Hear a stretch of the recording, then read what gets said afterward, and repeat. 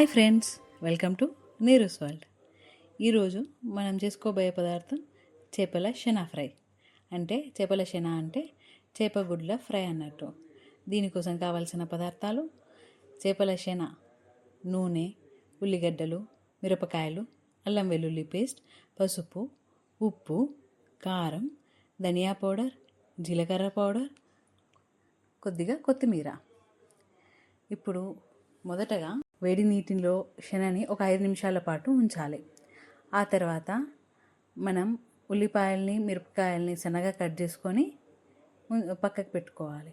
ఇప్పుడు స్టవ్ వెలిగించి దాని మీద ఒక గిన్నెను పెట్టి దాంట్లో 2 టేబుల్ స్పూన్ల నూనెని వేసి దాంట్లో ఉల్లిపాయల్ని వేసి వేయించాలి. ఇది మంచిగా గోల్డెన్ కలర్లో వచ్చేదాకా వేయించాలి. త్వరగా వేగడానికి దీంట్లో చిటికెడు ఉప్పు వేస్తే సరిపోతుంది.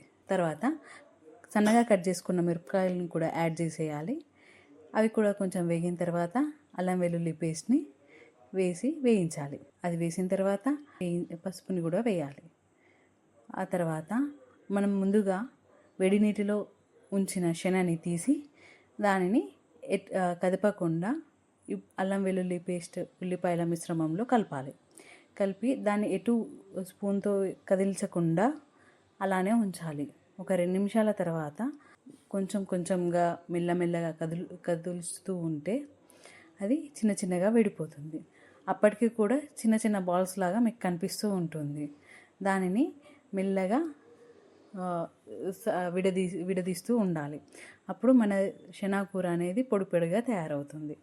అది కొంచెం విడిపోయినట్టు ఉన్నాక అప్పుడు మనం కొద్దిగా కారం, ధనియాల పౌడర్, జీలకర్ర పౌడర్ మరియు కొంచెం ఉప్పుని వేసి కలపాలి. కలిపిన తర్వాత ఒక 5 నిమిషాలు మూత పెట్టి అలానే ఉంచాలి. ఇప్పుడు ఒక 5 నిమిషాల తర్వాత మూత తీసి చూస్తే దానికి అది మంచిగా ఫ్రై అయి ఉంటుంది. దానిని మధ్య మధ్యలో కలుపుతూ ఉండాలి. స్టవ్ ఆఫ్ చేసి అలానే ఉంచాలి. ఒక 5 మినిట్స్ తర్వాత మూత తీసి దాన్ని మళ్ళీ కలుపుకొని మనం సర్వ్ చేసుకోవచ్చు.